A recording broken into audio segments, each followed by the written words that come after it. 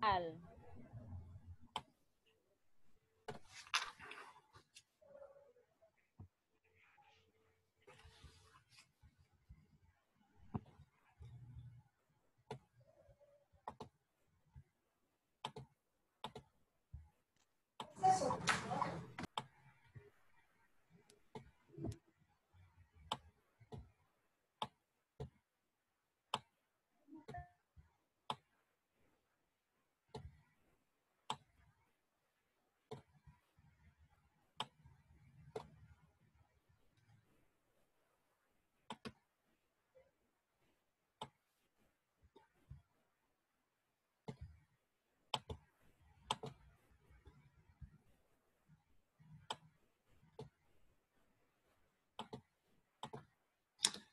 Bien, ya estamos de vuelta. ¿Ya? Entonces ahora sí, vamos a hacer esto más completo para poder entenderlo mejor. ¿Ya? En la primera columna, como vimos, estábamos poniendo el órgano, ¿no?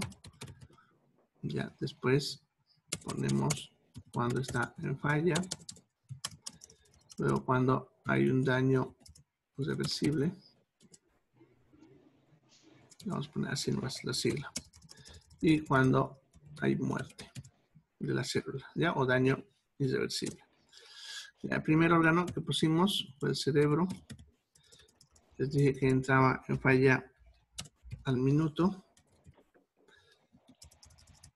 Luego tendríamos que el daño reversible empieza entre los 3 a los 5 minutos y muere entre los 5 y los 7 minutos. ¿Ya? Eso ocurre con el cerebro. ¿Ya?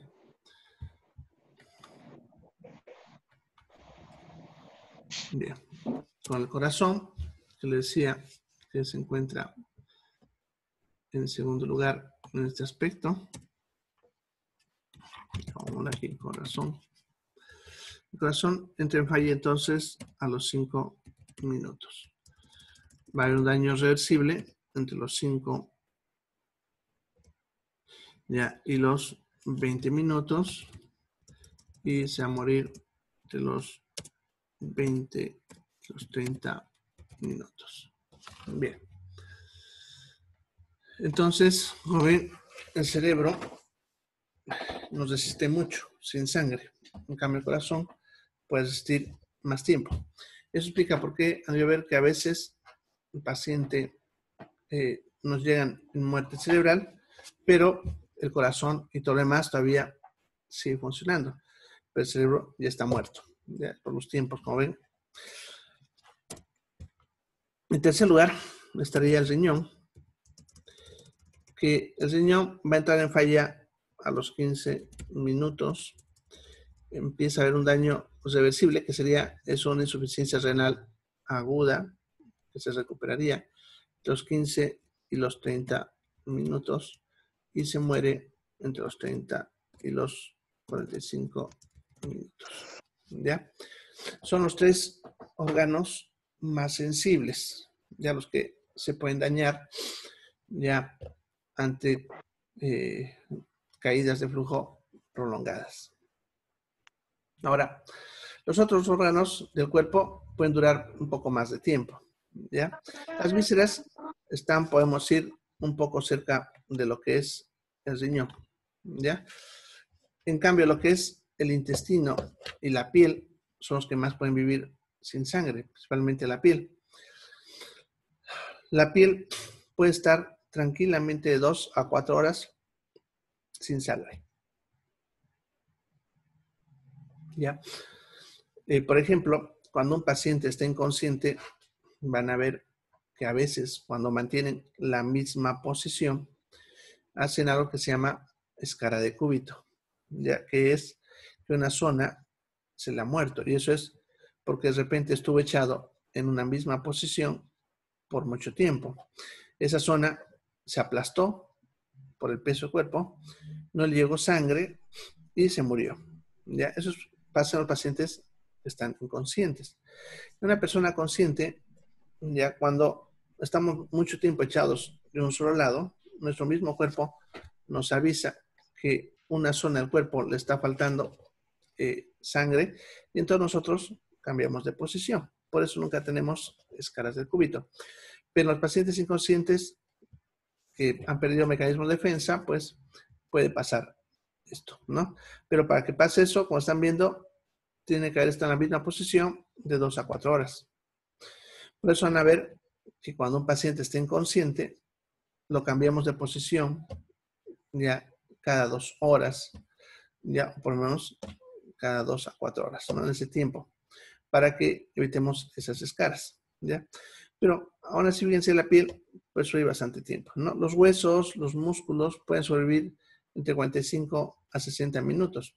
Incluso hay un procedimiento quirúrgico, no, un procedimiento anestésico, ¿no? Que es para cirugía, pero es un procedimiento anestésico, ya, en el cual usamos una venda especial llamada venda de Smart, que es una venda elástica, como de hule, ya que la estiramos y la vamos vendando de la punta de los dedos hasta donde se vaya a necesitar, ¿no? Ya, entonces, por ejemplo, empezaríamos acá y vamos vendando, vamos avanzando, ¿no? Hasta cierto punto. Como es una venda bastante elástica, es como goma, entonces aprieta con suficiente fuerza como para prácticamente exprimir la sangre de esa zona, ¿ya? Una vez que se ha hecho eso, se anestesia la zona y entonces podemos trabajar. Ya se hace eso principalmente en los miembros, tanto las manos, los pies, porque son zonas donde hay estructuras bien pequeñitas y a veces un poquito de sangre perjudica nuestra visión, ya no nos deja trabajar. Entonces, hacemos eso para poder trabajar, sabiendo que esos músculos y esos huesos se van a morir después de 45 minutos, entonces no podemos pasarnos de ese tiempo. Ya tenemos que terminar de suturar el tendón, ligamento, lo que sea, ya antes de ese tiempo. ¿Ya? Bien. Entonces, para el cuerpo, ¿cuál es la prioridad? Como están viendo, el cerebro. Debe ser más sensible y por lo tanto, nuestra prioridad incluso cuando hacemos reanimación es procurar que se mantenga el flujo hacia el cerebro. ¿Ya? Bien. ¿Alguna pregunta? Ahora, ¿qué pasa? Ya. Bien, entonces volvamos a nuestro esquemita. Ya. La presión arterial, entonces, es la que mantiene el flujo sanguíneo. Y que la presión arterial, eso deben tener como concepto, es la fuerza, dice, que ejerce la sangre contra las paredes de las arterias y que por lo tanto impulsa su movimiento. ¿Ya? Es la presión arterial. Ahora, esa fuerza va a depender de dos factores. El primero, el gasto cardíaco y luego la resistencia. ¿Ya? Esos dos son los que hacen que la presión suba o baje. ¿Ya? El gasto cardíaco se refiere a la potencia del corazón, ¿ya? La capacidad que tiene el corazón de poder bombear. Y la resistencia sería la fuerza que se opone, ¿ya? Que sería la fuerza que se opone al avance de la sangre. ¿Ya? Lo vamos a entender eso aparte. Vamos a ir por el camino del gasto cardíaco. Bien. Entonces, como decía, el gasto cardíaco es una forma de medir la potencia que tendría el corazón como bomba. ¿Ya? Y una bomba se mide su potencia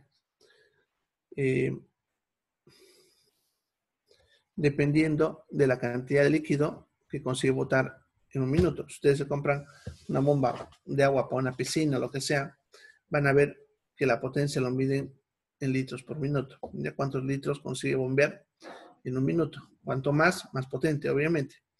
Es lo mismo acá, solamente que en vez de agua, sangre. Entonces, el gasto cardíaco es la potencia del corazón y también se mide en litros por minuto. Ya, ¿cuánto es el gasto cardíaco en una persona estándar? No se olviden, cuando yo digo estándar, me refiero a una persona de unos 70 con 70 kilos, ¿ya? Ya que para cada persona es diferente, ¿ya? Entonces, en una persona estándar, el gasto cardíaco es aproximadamente 15 litros de sangre por minuto. Entonces, si ustedes se dan cuenta, 15 litros de sangre por minuto significa que la sangre va a pasar por el corazón rápidamente por lo menos 3 veces en un minuto, ¿ya? Porque nosotros tenemos como sangre más o menos 5 litros, que ahorita vamos a ver también cómo se saca eso. Tenemos más o menos 5 litros de sangre. Si os digo que el flujo sanguíneo, pero el gasto cardíaco es de 15 litros por minuto y tengo solamente 5 litros, ya ese aspecto se refiere a que la sangre va a pasar por el corazón 3 veces, ¿ya? Entonces se va del corazón hacia el resto del cuerpo, vuelve al corazón, se vuelve a ir, vuelve al corazón, etc. ¿Ya? Entonces, un gasto cardíaco habitual, más o menos, son, como decía, 15 litros, significa que su sangre va a pasar 3 veces rápidamente por ese corazón. ¿Ya? Ahora, ¿de qué depende el gasto cardíaco? ¿Ya? Por si acaso, todo eso que ustedes ven acá, en cualquier libro de hemodinámica o en el mismo libro de fisiología, lo van a ver con fórmulas matemáticas, ya que todo esto es matemáticas, ¿no? Por ejemplo, la presión arterial la podemos calcular multiplicando la resistencia vascular por el gasto cardíaco. Ya, a su vez, el gasto cardíaco lo puedo tener multiplicando el volumen sistólico con la frecuencia cardíaca. ¿Ya? Entonces, todo eso es matemáticas. Pero nosotros no vamos a estar en ese aspecto. Con que ustedes le entiendan de dónde viene y cómo se forma, está perfecto. Bien, entonces el gasto cardíaco depende, como están viendo, de 2 factores. ¿Ya? El primero sería la frecuencia cardíaca. ¿Qué significa? Ya, a qué velocidad late el corazón, ¿no? Que ya deberían saberse los valores normales, ¿no? Fue el primer tema. La frecuencia cardíaca, ¿se acuerdan? Es de 60 a 100 latidos por minuto, ¿ya? Y el volumen sistólico es la cantidad de sangre que empuja un ventrículo en una sístole, ¿ya? En una persona estándar, otra vez, ¿ya? El volumen sistólico es de aproximadamente 150 ml, ¿ya? Eso late en cada latido, bota 150 ml el ventrículo, ¿ya? Ahora, si quiero saber el gasto cardíaco, lo multiplico por la frecuencia cardíaca. ¿Ya? ¿Cuánto tiene? Vámonos, para que sea facilito, que tenga 100. Entonces, si usted le pone 100 de frecuencia y lo multiplican por 150, tendríamos 15.000. ¿Ya? Que eso serían 15 litros. Si se dan cuenta, sería lo mismo que el gasto cardíaco. ¿Ya? Entonces, para mantener el gasto cardíaco, vamos a mantener un volumen sistólico y una frecuencia cardíaca estable. ¿Ya? Bien.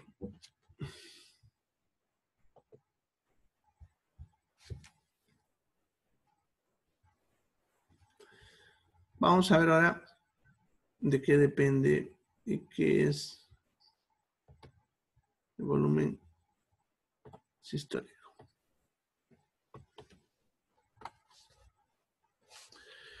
Bien, como dice ahí, el volumen sistólico, ya, perdón, no dice acá en la diapositiva. Ya, el volumen sistólico es la cantidad de sangre que bota un ventrículo, cualquiera, el derecho o el izquierdo, en una sístole. En otras palabras, cuando se contrae, empuja la sangre, ¿cuánto bota de sangre por latido? Ya, ese sería el volumen sistólico. ¿Ya de qué depende el volumen sistólico? De 4 factores. ¿Ya? El primer factor es la fuerza de contracción del ventrículo. Ya ten en cuenta que el ventrículo es un músculo, ya, y si tiene suficiente fuerza, va a poder bombear toda la sangre que le llega. Pero si no tiene fuerza o le llega más de lo que puede soportar, entonces no va a poder bombear todo lo que le llega, acumulándose la sangre hacia atrás. Entonces, por eso es importante que el músculo cardíaco tenga fuerza. ¿Ya? Además de eso, lo que también incluso parece bastante obvio, ya, el volumen sistólico depende del tamaño de los ventrículos. ¿Ya? ¿Cuánto puede resistir cada ventrículo? En una persona estándar está alrededor de 120 ml por ventrículo. ¿Ya? Luego estaría lo que es el volumen auricular. Si se acuerdan, en el tercer tiempo, al rato cuando vimos, la sangre entraba a las aurículas y luego a los ventrículos. Les dije que en el primer tiempo las aurículas se contraían empujando la sangre hacia los ventrículos. Ya, eso se conoce como volumen auricular, haciendo que en el primer tiempo los ventrículos se estiren, ¿no? Se estiren más y eso sirve para darle más fuerza. Ahora, ¿cuánto es el volumen auricular? Es el 20% del volumen sistólico. Estamos hablando que es 150 ml el volumen sistólico. Ya. De estos 150, ya, una parte es el volumen auricular. Ya, ponle que 30. ¿Ya? Entonces, el volumen auricular sería 30. Eso significa que el volumen sistólico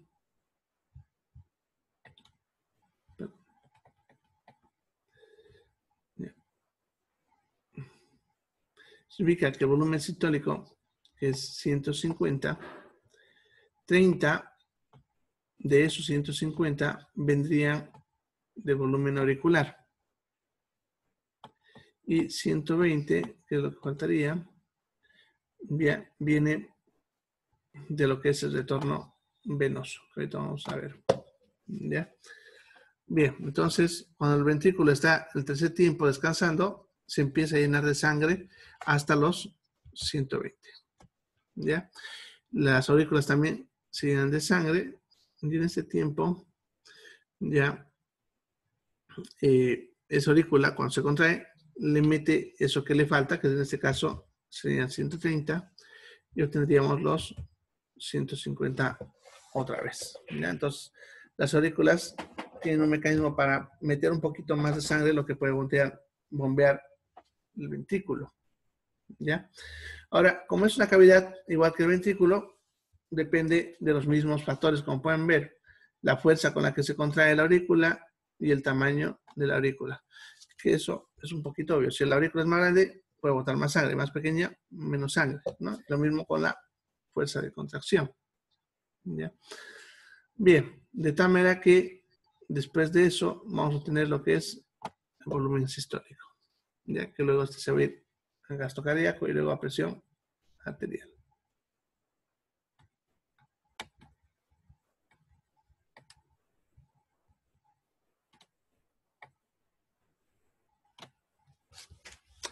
Bien, el retorno venoso.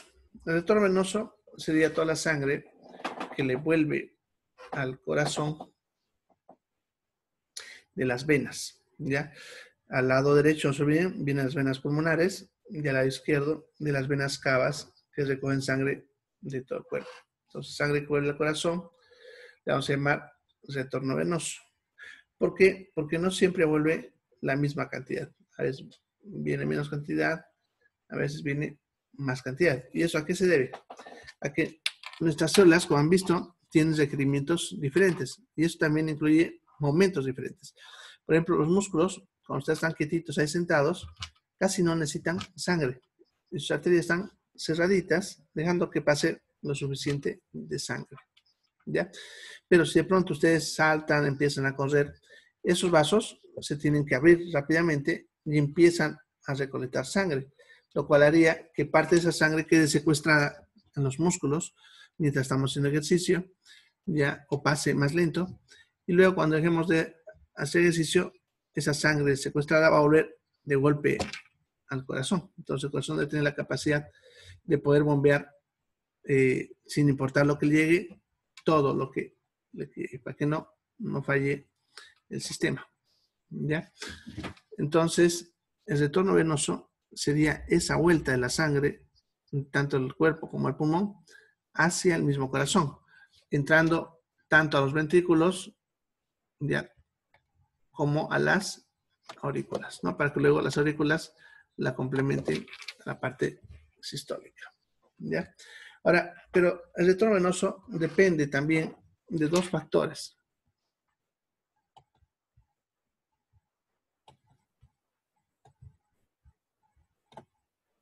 Bien, aquí está. Vamos a poner ahí para que le sigan con la flecha. El retorno venoso, como ven, está conectado con este. ¿Ya? Entonces, el retorno venoso depende de dos factores. Uno, la autorregulación, ¿ya? Eso yo creo que lo vamos mañana. Y segundo, lo que es la volemia. ¿Ya? Bien, ¿y qué es la volemia? La volemia es un término que usamos para indicar la cantidad de sangre total que hay en todo el cuerpo. ¿Ya? Entonces, la palabra volemia se refiere a la cantidad total de sangre que hay en el cuerpo.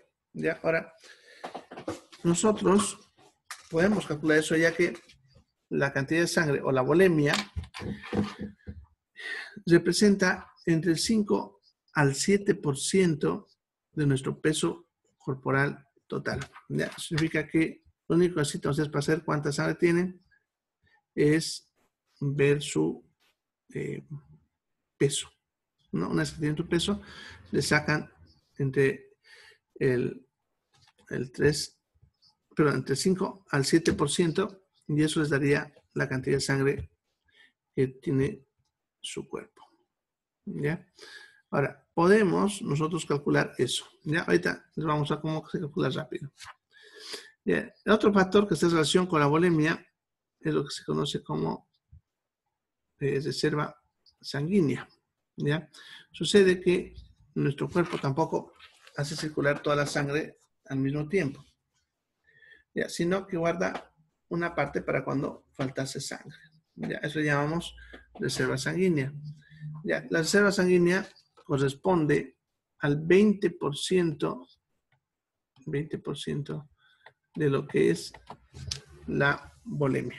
Entonces, si un paciente tiene 5 litros de sangre, el 20% de eso es 1000. Eso significa que su reserva de esa persona ya es 1000 ml.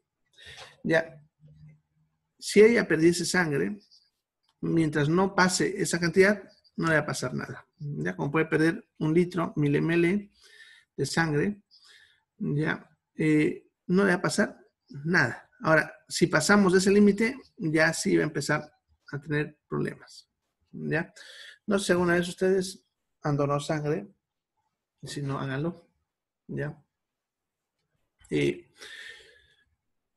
Cuando lo hacen por primera vez, ya lo que es la donación, van a hacer que te peses. ¿Ya? Ya que una vez teniendo tu peso, se puede saber tu volemia y la reserva, para ver cuánto se le puede sacar a esa persona. En la mayoría se suele sacar 4 litros,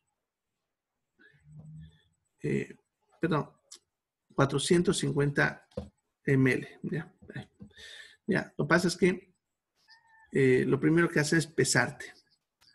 Si pesas más de 50 kilos, puedes donar. Y si no, no puedes donar. ¿Ya? ¿Por qué? Porque si pesas más de 50, tienes una reserva mayor a los 500 ml, o sea, al medio litro. Pero si tienes menos de eso, no vas a tener una buena reserva. De una persona de 50 kilos no va a tener suficiente cantidad de reserva. Ya, por lo tanto, ya para que nos saquen sangre, tengo que pesar más de 50 kilos. Ya, nos van a sacar 450 ml, ya que si bien el envase es de 500, pero 50 ya viene con un anticoagulante. Ya. Bien. Entonces no nos pasa nada cuando damos sangre porque hemos hecho a mano a nuestra reserva sanguínea. ¿Ya? Ahora, estos valores son importantes saber calcular para poder evaluar a los pacientes. ¿Ya? Así que les voy a mostrar la misma diapositiva que estaba hablándoles hace rato para ver este pequeño gráfico que les he puesto acá. ¿Ya? Cuando uno necesita saber cuánta sangre tiene y todo, puede mentalmente hacerse esa tabla que les he puesto y en base a eso calcular rápidamente. Yo me lo sé ya de memoria, así que ya. Entonces, ya, por ejemplo, una persona de 100 kilos, como ven, tiene volemia como mínimo, porque acuérdense que es de 5 al 7, pongámosle ya que es lo mínimo, 5. Ya, entonces, esta persona tiene 5 litros de sangre con volemia. Ya aquí está en litros y aquí está en ml. Y su reserva, o sea, lo que puede perder es 1000. ¿Ya? Como ven, para el 50 es la mitad de eso, para el 10 la quinta parte, ya, y así, ¿no? Ahora, por ejemplo, si yo peso, pongámosle 66 y quiero usar esto, entonces sumo el de 50 más el de 10, más el de 5, más el de 1. Y entonces, ¿cuánta sangre tiene una persona de 65 kilos? Ya, 50 significa que esa persona tiene, como ven, 2 litros y medio. A ver, lo vamos a poner aquí escrito, abajito.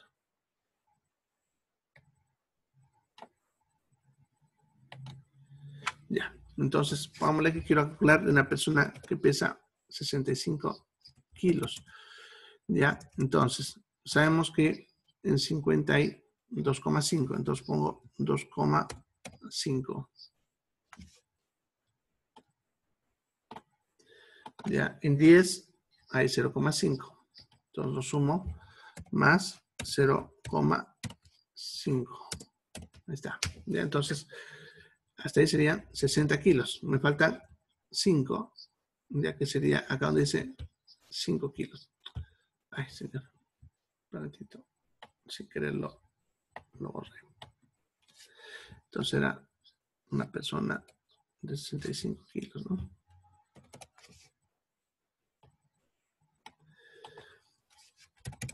Entonces, esa persona de 65 kilos tiene 2,5, que aquí está en lo que es 50 kilos, más 10 kilos, que sería 0,5, ¿no?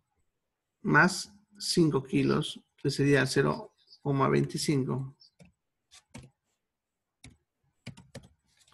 Entonces, sumo eso y voy a obtener cuánto de sangre tiene una persona de 65 kilos. Ya tendría 3 litros 25.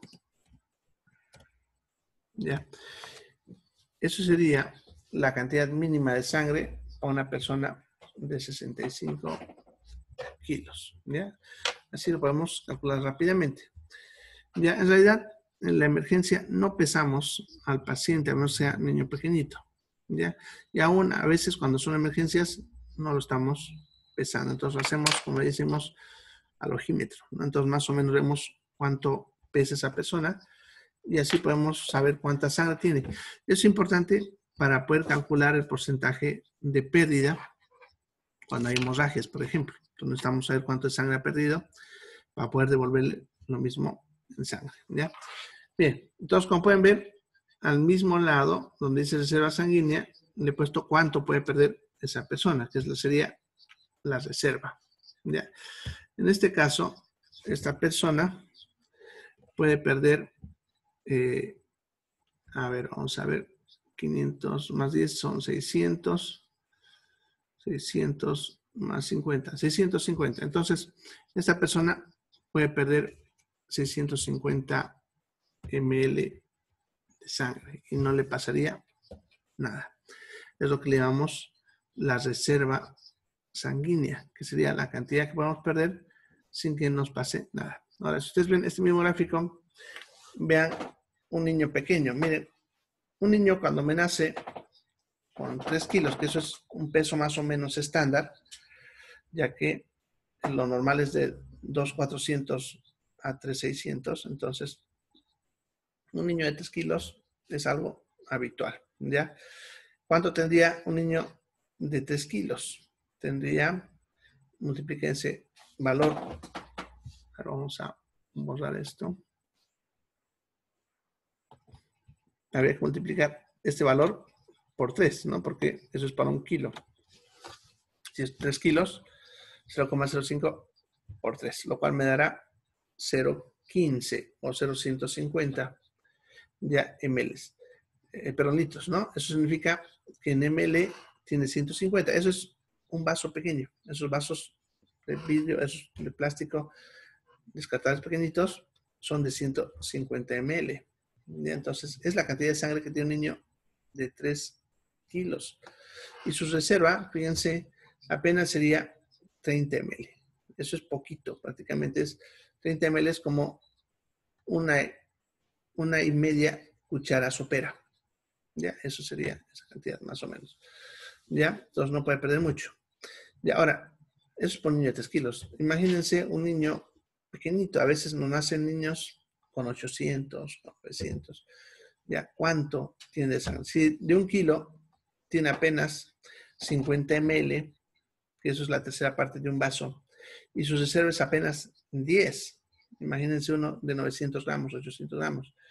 Es muy poquitita la sangre que tiene. Y ahí de donde nosotros nos molestamos bastante cuando pedimos laboratorio un niño pequeñito, pero si es de esos prematuritos, y el laboratorio nos llama diciendo que falló la prueba y tienen que tomar una muestra de sangre de nuevo.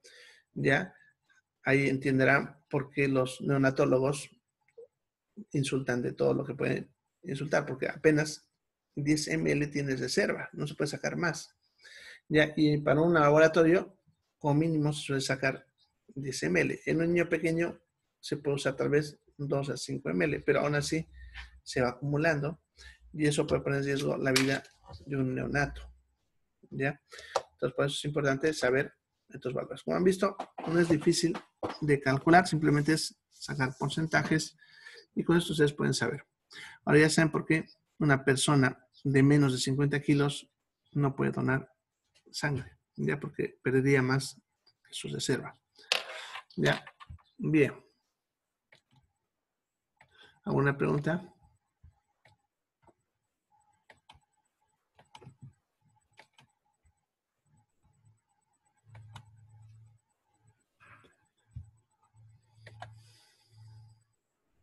Bueno, entonces, eso sería lo que es la bulimia y la reserva. Ya saben calcularlo. Ahora, la bulimia, que es, no se olviden, la cantidad de sangre, depende de dos factores. Ya, que sería lo que se conoce como componente sólido y el componente líquido.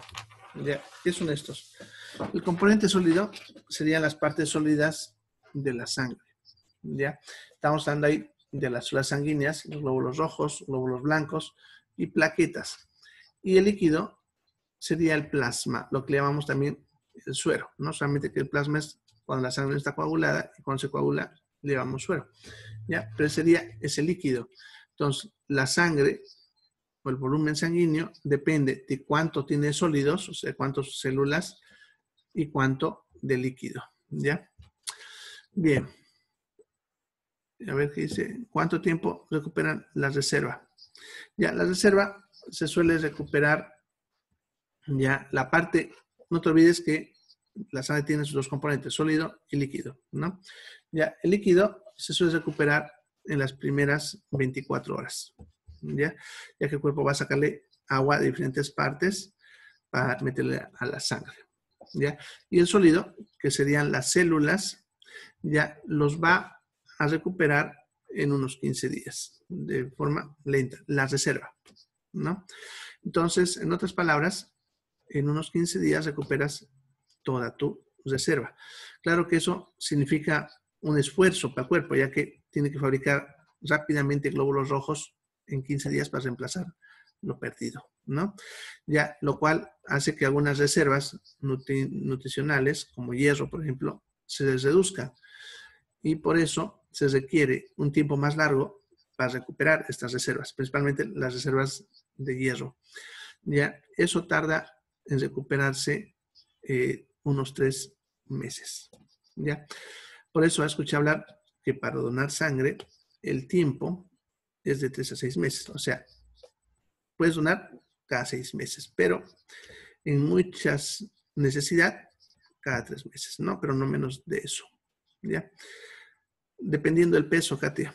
Por eso le saqué esa tabla. Tienen que saber el peso y con el peso tienen que sacar el porcentaje que les dije o usar esa tablita que les mostré y en base a eso pueden calcular cuánto de bulimia tiene un neonato. Ya es por peso.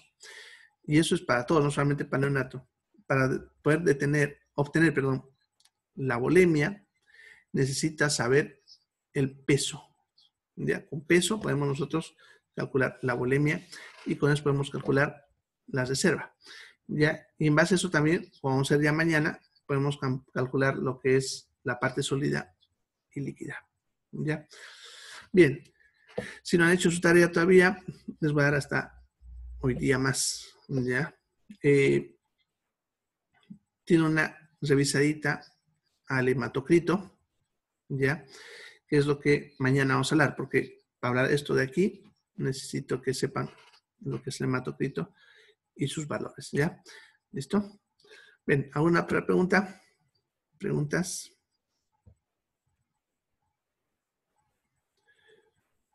¿Preguntas?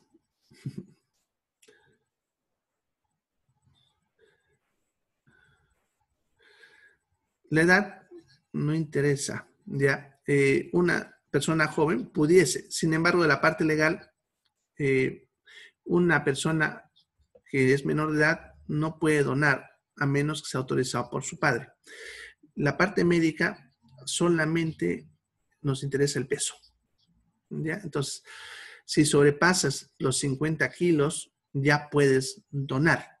Ya desde el punto de vista médico, por encima de 50 kilos puedes donar. Ahora, en cuanto a los menores de edad, necesitan autorización de los padres, ¿no? Mientras tanto, no puede donar, ¿ya? Ahora, siempre y cuando cumpla con la regla del peso, ¿ya? Si pesa más de 50, no hay problema, ¿ya? Bien. ¿Alguna otra pregunta?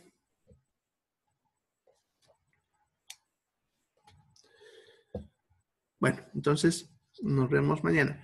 Sería bueno que le tienen una miradita a la diapositiva que les mostré para que lean esos conceptos, para que mañana volvamos a tener una repasadita a esto, porque siempre lo vuelvo a repasar porque es un poquito difícil de entender y podamos ir avanzando con mayor entendimiento, ustedes quieren, y poder comprender mejor lo que estamos viendo acá, ¿ya? Bien, entonces, si no hay más preguntas, ahí quedamos por hoy. Ya nos vemos mañana. Se cuidan, chicos. Chao, chao.